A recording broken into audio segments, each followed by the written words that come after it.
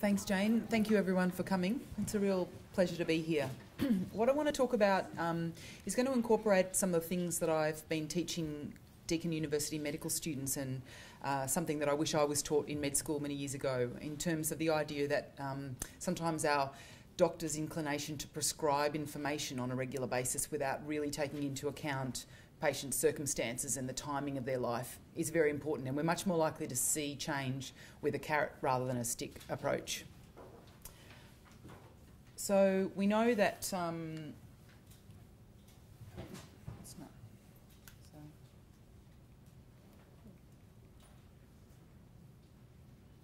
What are you doing in there? Yeah.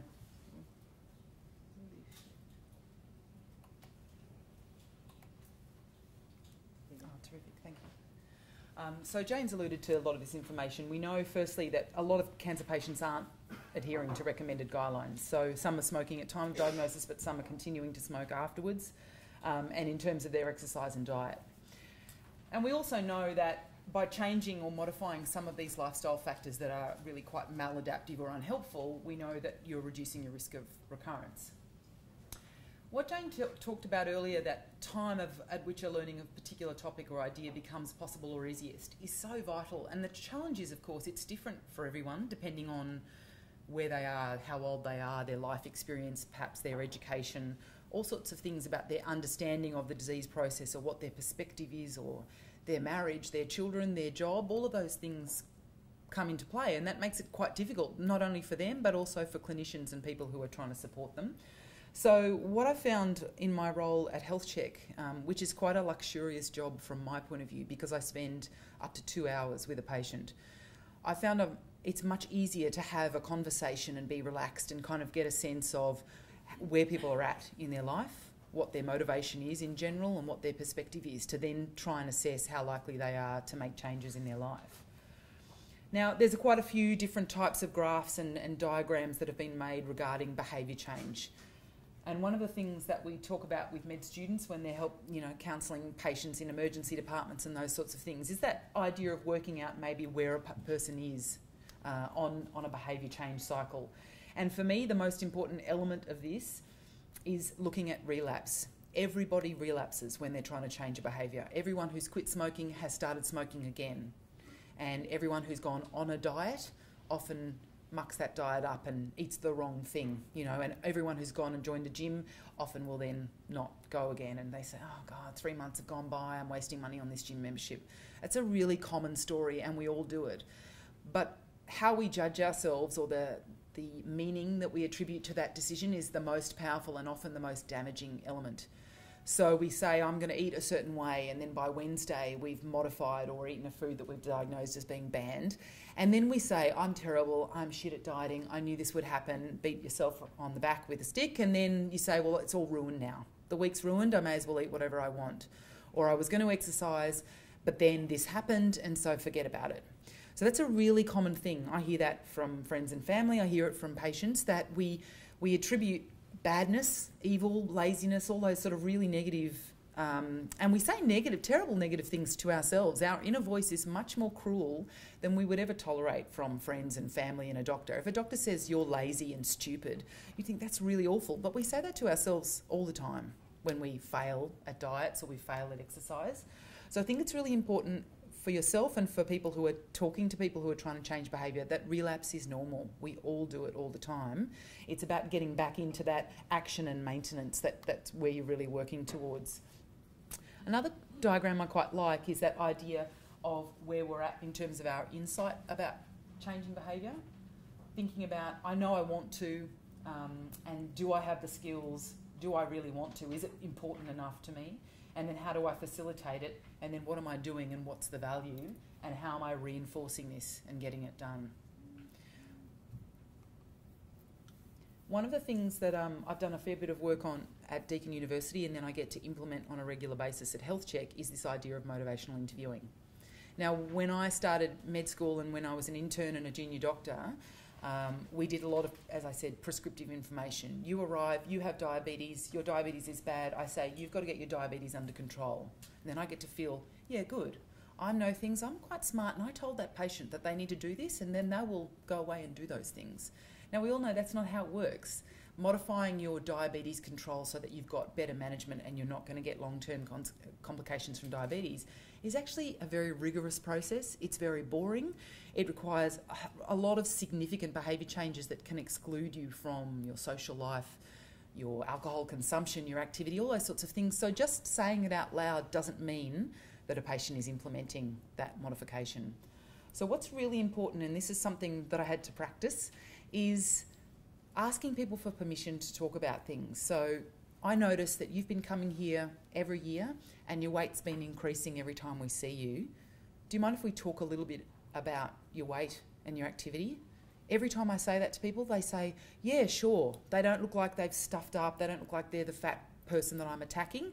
They say, yeah, it's always been really hard for me, or this happened after menopause and before that it was okay, or when I was working I was really active and now I've got 4 kids and I have no time. So immediately you've asked permission to talk to someone about what's going on and about a lifestyle or a non-healthful activity, but they're totally open about talking about it. You're not saying you're bad, you're just opening lines of communication. In the same way that I frequently say, so you've said here that you don't do any exercise. Has that always been the case? What did you do at school? What did you do at university? Were you ever in team sports? And it actually just helps remind people of times in their life where they actually were doing things that were good for them, when they were healthy and they were more conscious and mindful. Mindfulness is a word that I think has been bastardised a little bit, but it's a wonderful expression. It's that idea of checking in with, what am I doing right now? Do I need to eat another piece of cake? Am I actually hungry? Why did I say no? You're just checking in with how you're feeling about something right now, and it's a really useful tool to use in behaviour change. So it's also really important to be non-judgmental. And again, coming from years and years of being an elite athlete where motivation to exercise was not one of my problems.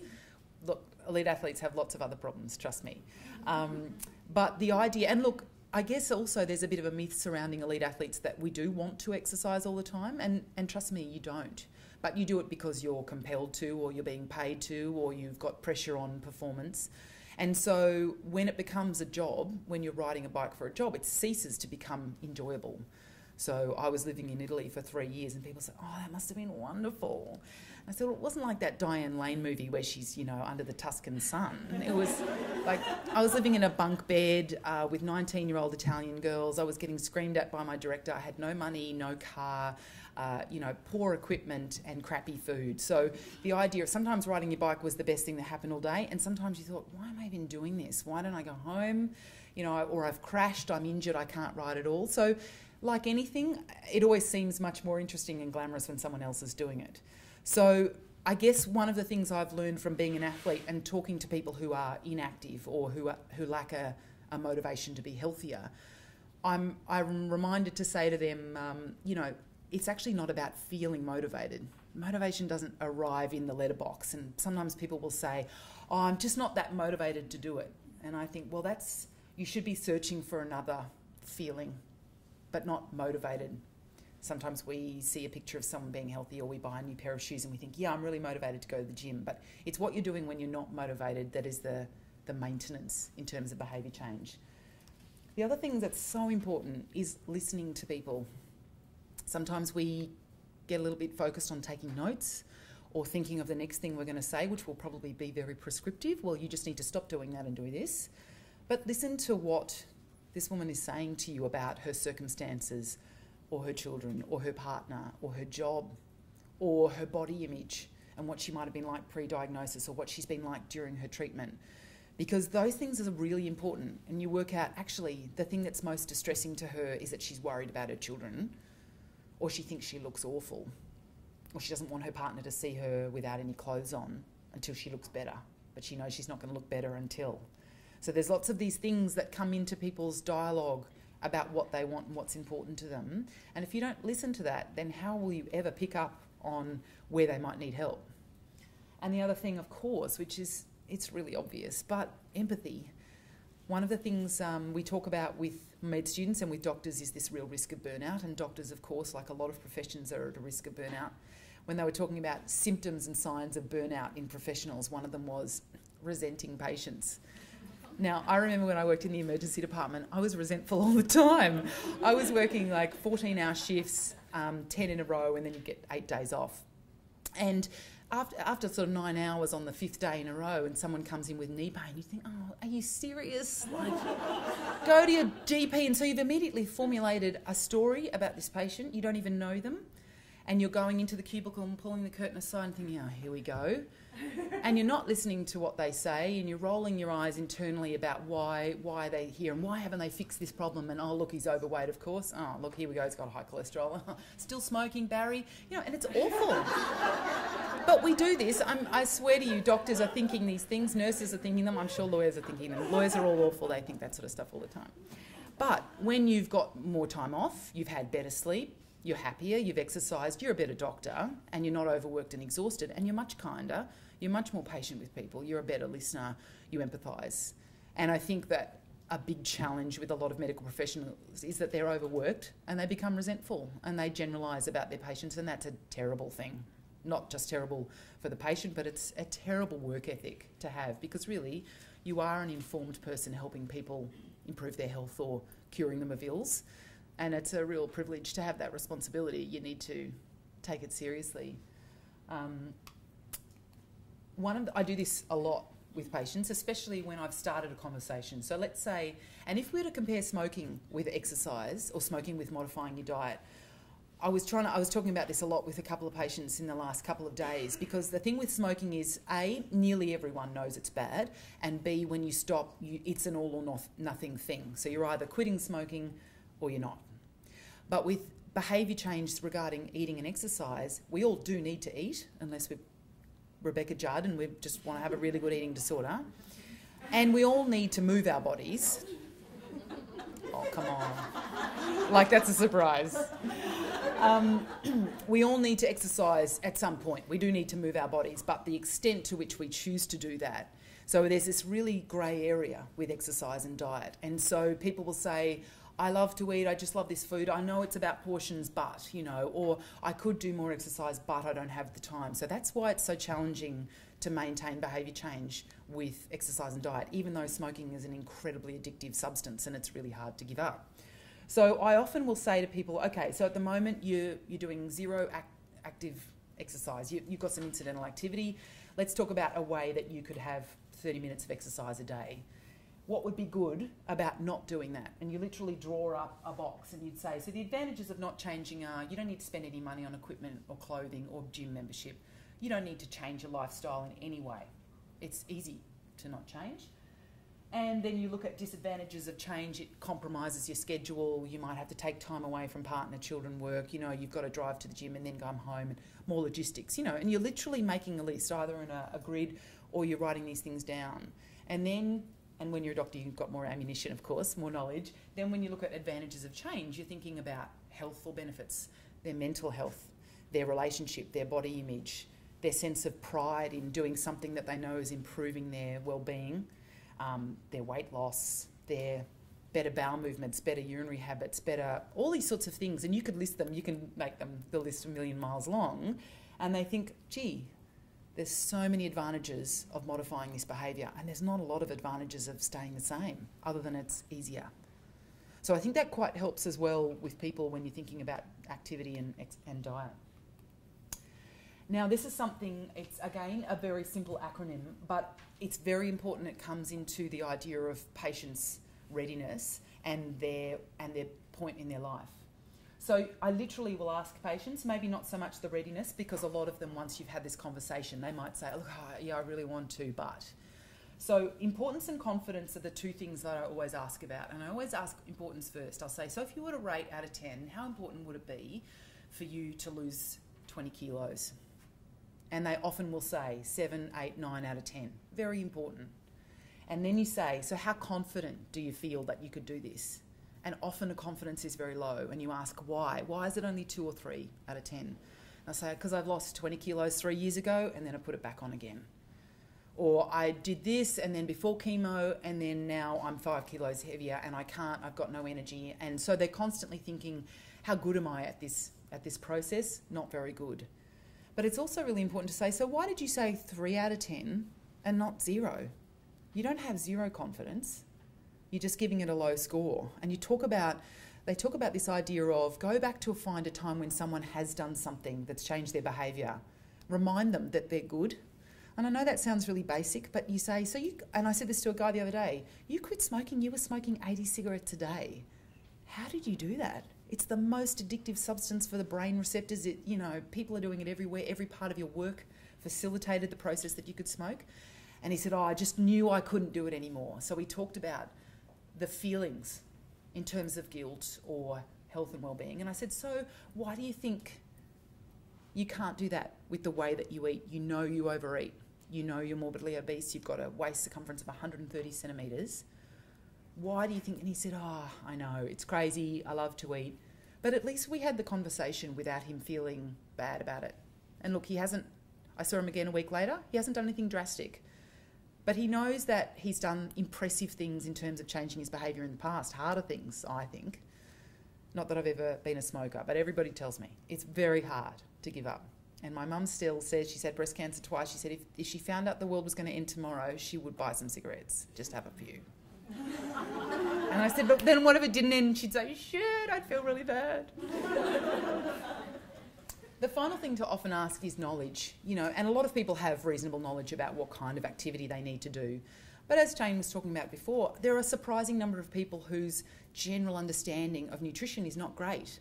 Their understanding of low GI carbohydrates, you'll say that to people and they'll look at you a bit funny, or what they really could or should be eating for breakfast, or at what times of the day are they eating and why they're eating, they're drinking Gatorade 5 times a day, or they have protein shakes because they've heard that's what you do after going to the gym. So there's all these sorts of things that getting a sense of patients' understanding of what they probably need to do or how they can seek out. Do you need to see a dietitian? Should you get a personal trainer's input? Do you have any friends or family that have a good regime that you think could work for you and you need companionship on that? This is a really common concept that gets used in sport. It gets used a lot in behaviour change. The idea of giving people something that's completely tangible for them to hold on to. You ask them, make your goal and make it a SMART goal. They need to be able to say to you, I want to have been going to the gym for 30 minutes, 4 times a week for a whole year. That's my goal. And we write it down. And then I can say to them in a year, how's it going? What happened? Tell me why you think that didn't work. Your daughter got sick, she was back in hospital, everything got thrown around. So you have to give people permission for life circumstances to interfere with their ability to maintain change. But again, that's what relapse is. Relapse happens because life gets in the way. We can't always work, we can't always train, all those sorts of things. So yeah, you want them to be able to write down what it is under those specific headlines so that they know when and how, other than saying, I just want to feel more healthy. It's a completely esoteric sort of concept that they can then say, yeah, I do feel healthier a year later when they're 10 kilos heavier and have done no exercise. So you want to pin them down and be serious about it, You say, we know. It's a line that gets quoted frequently. If we could prescribe a pill that gave you the benefits of 30 minutes of aerobic exercise every day, doctors would be deregistered if they didn't give it to you. There are too many benefits and too few side effects associated with 30 minutes of regular exercise. It's insane how good it is. The challenge is, of course, for people who aren't doing it, they don't know what they're missing. They don't know how good they could feel or how much better they might be able to sleep or how they fit into the clothes that they wanted to fit into a couple of years ago. So I think one of the things that I've learned doing this job has been, the most important thing for me has been to be very individual in your assessment of people and getting a sense of where they're at and why that might be. And at what point in their diagnosis or their management do you think are they going to be most likely to be able to modify their behaviour? And my mum talks about this, she's the chair of Breast Cancer Network Australia, she knows all this information, and yet she knows that she wasn't doing things that helped minimise her risk of recurrence between her first and second breast cancer. So she's a very intelligent person with insight and information and knowledge at her fingertips, and yet circumstances and her husband with Alzheimer's and her annoying daughter in another city, all of these things make it difficult for her to implement that. So it's really important to be kind to yourself too and be kind to your patients, but remind them this is your life we're managing now. It's not just that annoying thing that you're supposed to do. This is how do you be healthier and better and feel your best self. And I think that's what we need to sell to people, is how much better could they be feeling. Any questions?